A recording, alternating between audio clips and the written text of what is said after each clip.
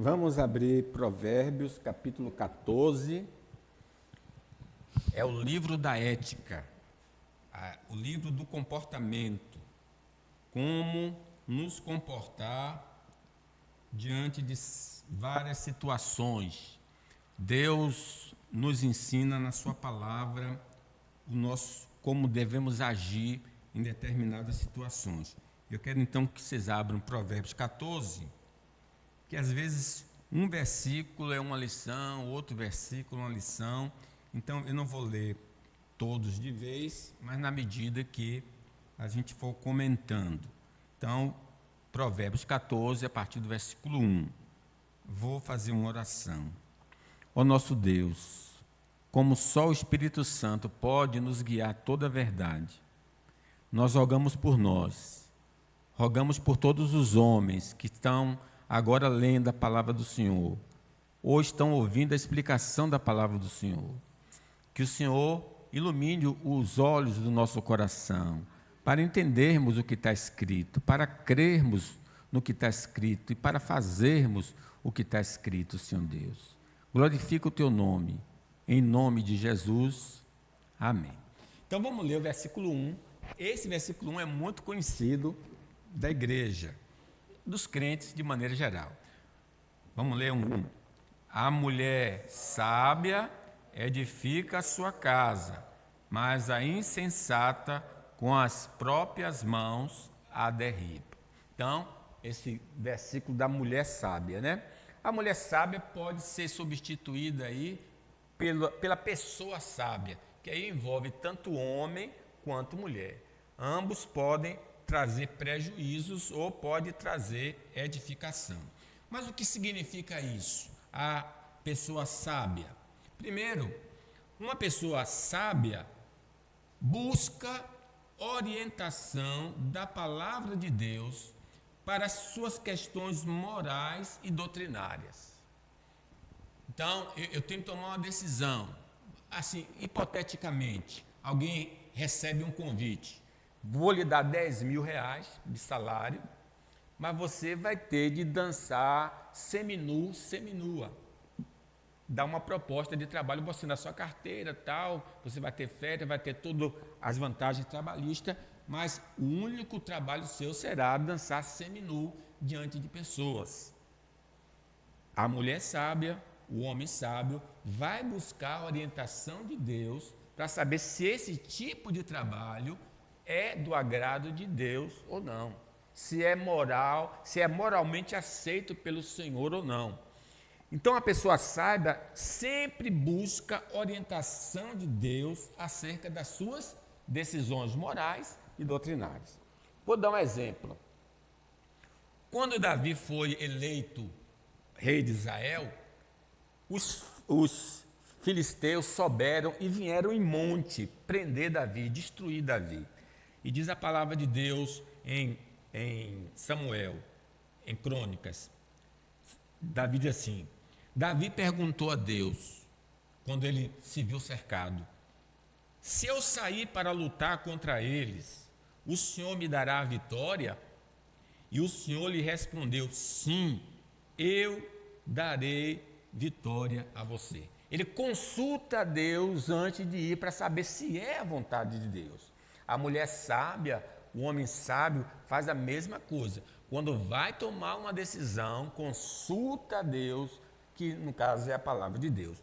Aí diz que os filisteus foram derrotados nessa primeira batalha, mas eles vieram de novo contra Davi, e diz o texto: e Davi consultou novamente a Deus a respeito do que ele devia fazer.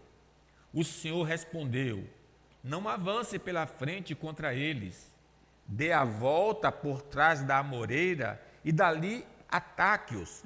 Quando você ouvir um som como de gente marchando no alto da amoreiras, esse é o sinal para você atacar, porque Deus saia diante de você para destruir o inimigo.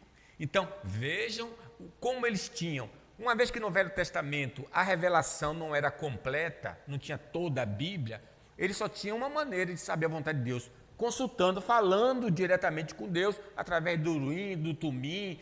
Eles tinham lá umas regras, e Deus então se manifestava. E nós hoje? nós temos a palavra do Senhor.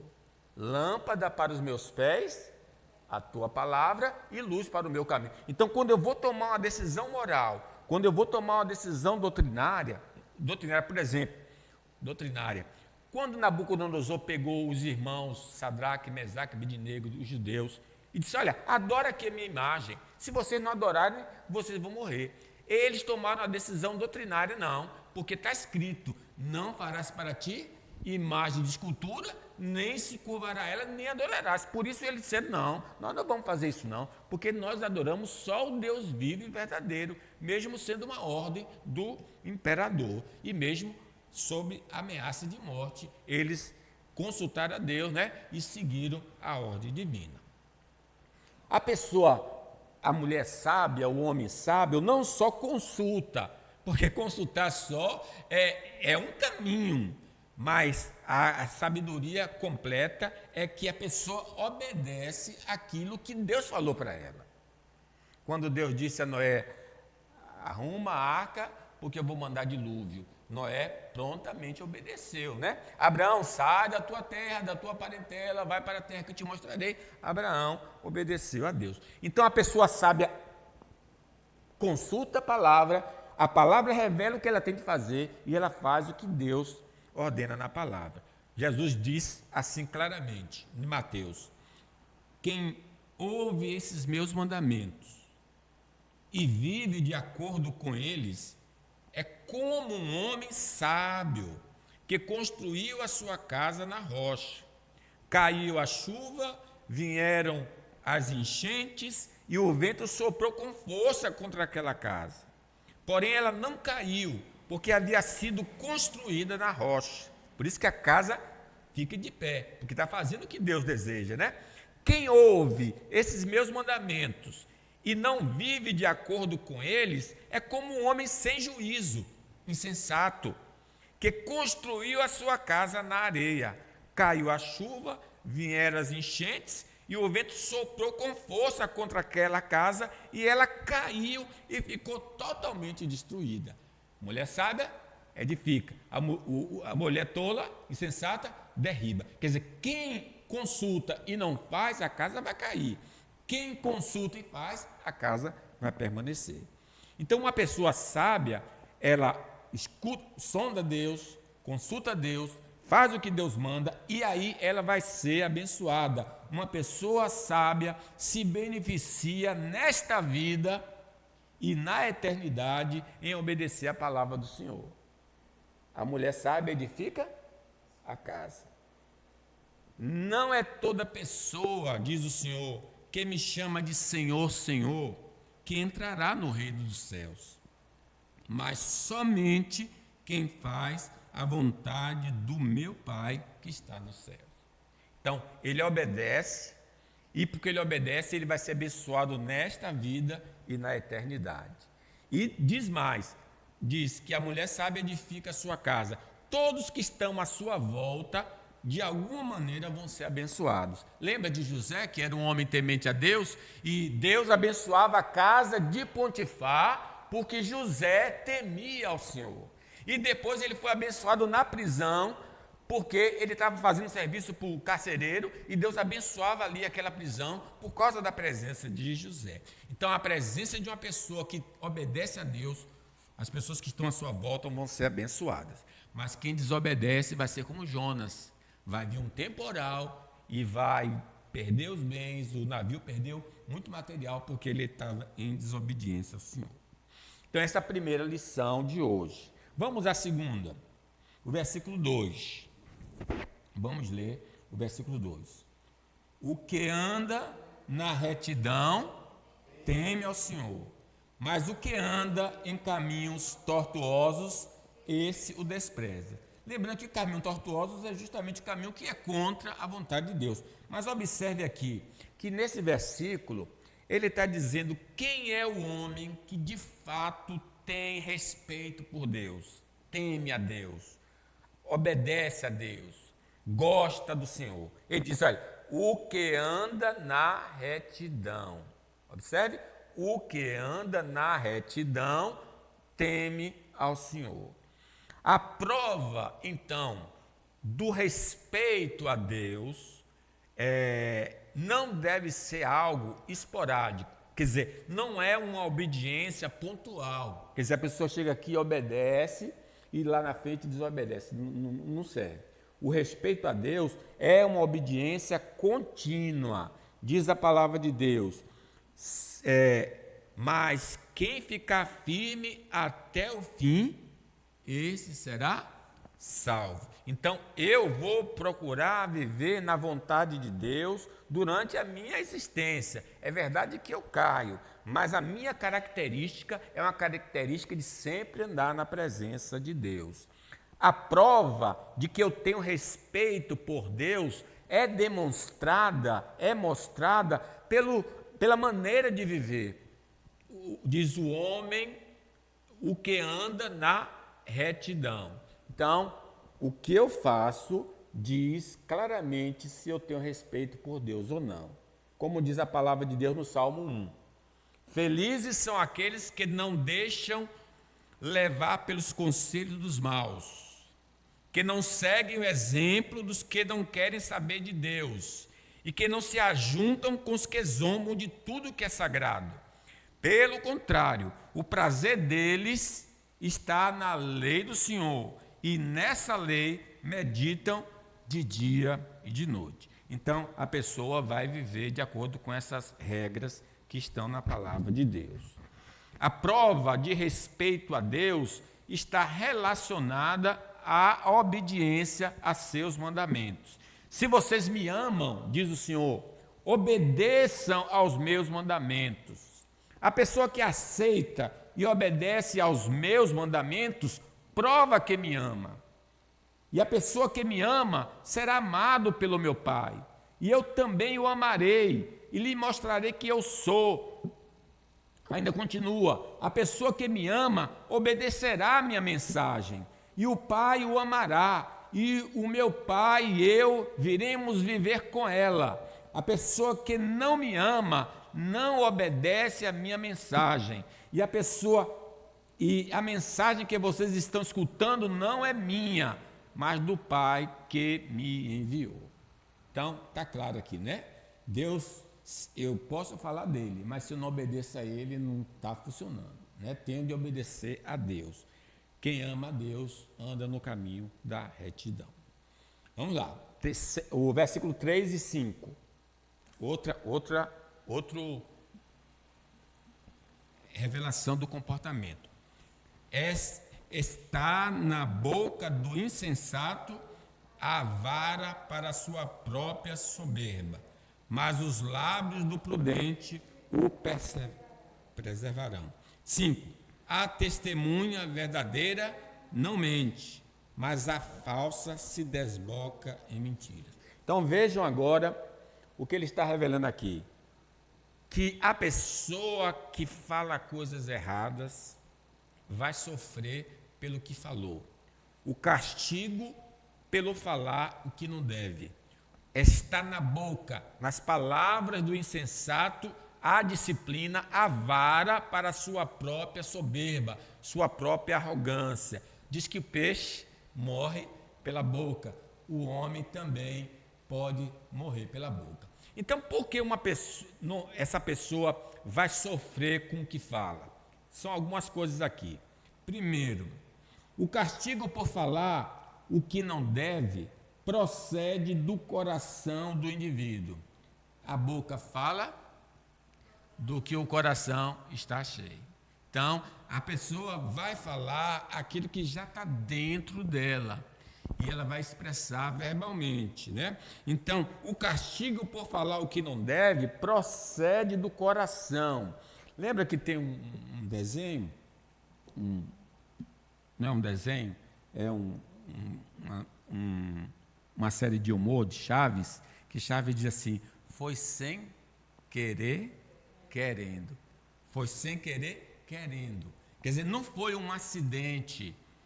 A gente peca com os lábios, todo mundo aqui peca com os lábios. Quem consegue dominar a sua língua é perfeito varão. Mas esse homem aqui, esse homem sensato aqui, ele fala de coração. O que ele está falando não foi sem querer, veio de lá de dentro dele, do coração dele. Como diz o Senhor Jesus, o que entra pela boca vai para o estômago e depois sai do corpo. Mas o que sai da boca vem do coração. E é isso que faz com que a pessoa fique impura, porque é do coração que vem maus pensamentos. Os crimes de morte, os adultérios, as imoralidades sexuais, os roubos, as mentiras, as calúnias. São estas coisas que fazem com que alguém fique impuro. Mas comer sem lavar as mãos não torna ninguém impuro. Então sai do coração, né? Então a gente precisa tomar esse cuidado com os nossos lábios. O castigo por falar o que não deve vai alcançar o indivíduo nesta vida e também na eternidade. Há um exemplo no Velho Testamento, quando Naamã foi curado. Naamã ofereceu ouro e prata pela cura, e o profeta disse: não quero ouro, prata, não quero nada, vá para casa, vá em paz. E aí ele foi em paz para casa. Aí o auxiliar Geazi disse assim: não, eu vou lá pegar dinheiro na mão desse rapaz, sim, vou, não vai ser de graça não. Aí ele foi escondido, chegou lá, inventou a história: olha, chegou alguém precisando de alguma coisa. Aí o rapaz deu de boa fé o ouro, prata, comida e tal, e deu. Ele pegou, escondeu e depois entrou em casa. Quando ele entrou em casa, o profeta perguntou, o profeta Eliseu: você foi a algum lugar? Ele disse: não fui lugar nenhum. Aí o profeta disse: Deus me revelou que você foi e você pediu isso, isso, isso e aquilo. Agora, sabe o que vai acontecer? Por causa do que você falou? A lepra de Naamã vai se apegar a você e a sua família para sempre. E naquele momento ele ficou leproso para o resto da vida. Ele pecou com os lábios. Lembra de Safira, né, e Ananias, que pegaram a oferta enganosa e chegaram lá e disseram: não, foi isso aqui que deu. E eles mentiram ao Espírito Santo. E com os lábios ele foi disciplinado, morreu ali na igreja, e depois a mulher também morreu na igreja. Então, as palavras que a gente fala pode nos levar à condenação. Jesus disse assim: ninhada de cobras venenosas. Como é que vocês podem dizer coisas boas se são maus? Pois a boca fala do que o coração está cheio. A pessoa boa tira o bem do seu depósito de coisas boas, e a má tira o mal do seu depósito de coisas más. Eu afirmo a vocês que no dia do juízo, cada pessoa vai prestar contas de toda palavra inútil que falou, porque as suas palavras vão servir para julgar se você é inocente ou culpado. Então, como é sério, né? Como Deus preza que a gente pense antes de falar as coisas. Então, vamos lá. Versículo 4 agora, outro ensino. Esse também é interessante. Vamos lá. Não havendo bois, o celeiro fica limpo, mas pela força do boi, há abundância de colheita. A gente não está acostumado com negócio de boi, porque boi. Olha, quem é da roça e não tem trator naqueles dias, quem era o trator daqueles dias? O boi. Botava o arado nas costas do boi, o boi ia puxando e fazendo sulco na terra para botar o plantio, né? Então ele diz: olha, se não tem boi, o celeiro onde bota a colheita fica tudo limpo, porque o boi não está trabalhando, não vai ter colheita, então também não tem sujeira. Aí a mulher pode dizer: que legal, tudo limpinho, mas aqui tem uma coisa: se está limpo, também não tem comida, também não tem renda, também não tem o que a gente precisa para pagar as contas, né? A ideia aqui é a seguinte: ele está falando do benefício do trabalho. Quando não tem trabalho, está todo mundo duro, todo mundo liso. A casa fica lisa, fica limpa, não tem nada, porque não tem dinheiro para encher as prateleiras, não tem comida. Mas se há trabalho, mas pela força do boi, há abundância de colheita. Então, ele está chamando a atenção aqui do benefício do trabalho. A Bíblia fala muito, vai ter com a formiga, ó preguiçoso. As pessoas veem o trabalho como maldição, porque pensa naquela passagem de Gênesis, quando o Senhor diz, com suor do rosto trabalharás até que volte à terra, porque tu és pó e ao pó voltarás. O trabalho é uma maldição. Não é uma maldição.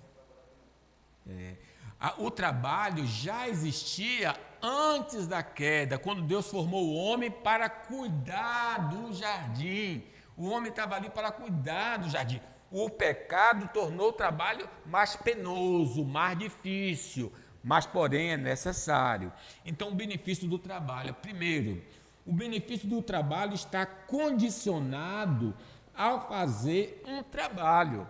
Quer dizer, ninguém espere ter o que o trabalho pode dar se a pessoa não trabalhar.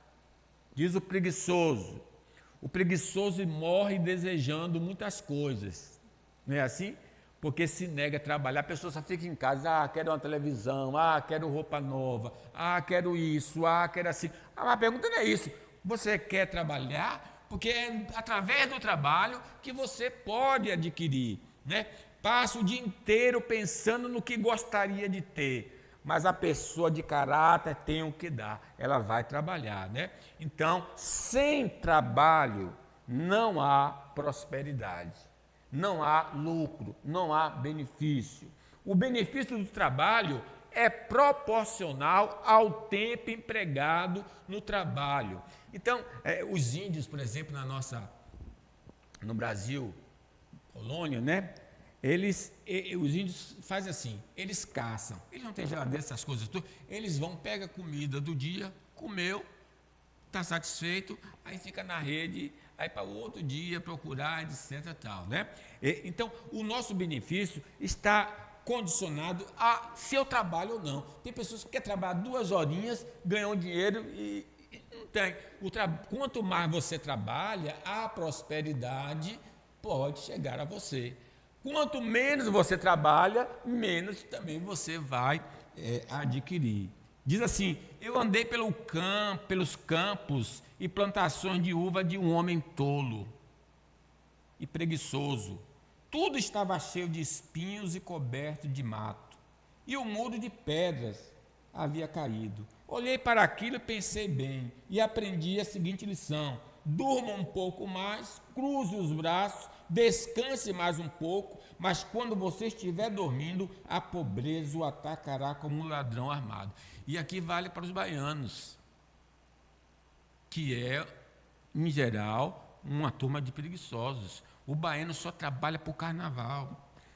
Essa semana, aí começa todo mundo a trabalhar para ganhar o quê? Para comprar o abadá, não sei o quê. Olha, tem gente que se nega a trabalhar no período de festa, porque tem as festas, precisa curtir, não quer trabalhar para depois de todas as festas anuais, né? As festas de ano, aí a pessoa vai procurar trabalho, porque arrumou um pouquinho de dinheirinho, aí quer só viver na curtição. Vai vir a pobreza em cima do indivíduo, né? Porque o dinheiro sempre acaba e quando a pessoa vai querer, não vai encontrar. O benefício do trabalho gera alegria e acesso a outros benefícios. Não é gostoso quando você chega em casa, está com dinheiro, pode comprar uma roupa, pode comprar comida, quer comer uma pizza, você tem dinheiro, mas só é possível isso se trabalhar, né? Mais alegria me puseste no coração do que a alegria deles, quando lhes há fartura de cereal e de vinho. Vamos lá, versículo 6. Outro conselho. O escarnecedor procura a sabedoria e não a encontra, mas para o prudente o conhecimento é fácil. Né? A mulher sabe novamente aquele tempo. Só a pessoa, o escarnecedor é o que zombador, Porque esse zombador, mesmo procurando a sabedoria, não vai achar. Mesmo lendo a Escritura, não vai encontrar. Porque ele não vai achar. São várias razões. A primeira razão, essa busca infrutífera por sabedoria se manifesta por ter opinião sobre tudo. Geralmente o escarnecedor, ele acha que sabe tudo na vida. Vai fazer isso aqui? Não preciso de conselho, eu já tenho conselho. Ele é o achismo. Eu acho. Uma vez que ele conhece tudo e sabe de tudo, ele nunca vai se aconselhar, na verdade, com Deus, porque ele já se acha autossuficiente, né? Então, a Bíblia sempre diz, olha, examinai as Escrituras, porque julgaste ter nela a vida eterna, e são elas mesmas que testificam de mim. Então ele não tem interesse em conhecer o que Deus quer revelar, por isso ele não encontra sabedoria. Mas em segundo lugar, mesmo que ele vá estudar, ele não vai encontrar sabedoria. Vejam, Mateus 23, diz assim, falando dos saduceus. Naquele dia aproximaram-se dele alguns saduceus que diziam, não haver ressurreição. Ora, havia entre nós 7 irmãos. O primeiro, sendo casado, morreu e não tendo descendência, deixou sua mulher, seu irmão. O mesmo sucedeu com o segundo, com o terceiro, até o 7º. Depois de todos eles, morreu também a mulher. Portanto, na ressurreição, de qual dos 7 será ela esposa? Porque todos a desposaram. Respondeu-lhe Jesus, errais, não conhecendo as Escrituras, nem o poder de Deus. Porque na ressurreição nem casam, nem se dão em casamento. São, porém, como os anjos no céu. E quanto à ressurreição dos mortos, não tende lido que Deus vos declarou, eu sou o Deus de Abraão, o Deus de Isaac, o Deus de Jacó. Ele não é Deus dos mortos, e sim dos vivos. A busca infrutífera da sabedoria passa pela falta de entendimento, né? A pessoa não lê e mesmo quando lê, não entende. A semente que foi colocada no caminho, ouviu a palavra, não entendeu, veio o diabo e tirou do coração.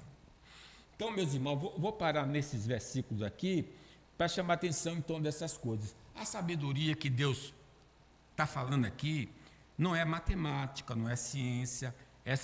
Esse tipo de sabedoria a gente vai buscar lá nas academias. O que está falando aqui é de comportamento. Você lê a Bíblia e faz o que a Bíblia está mandando. Isso é a verdadeira sabedoria. Agora, a pessoa que lê a Bíblia, mas não faz o que a Bíblia está mandando, é uma pessoa insensata. E nós queremos não agradar a homens, queremos agradar a Deus. Ainda que seja complicado fazer a vontade de Deus, como Sadraque, Mesaque e Abednego, que foram jogados na fornalha de fogo, mas é melhor obedecer a Deus do que aos homens. Vamos fazer o que Deus mandou, porque tudo que o homem plantar, ele vai colher. Que Deus nos abençoe. Vamos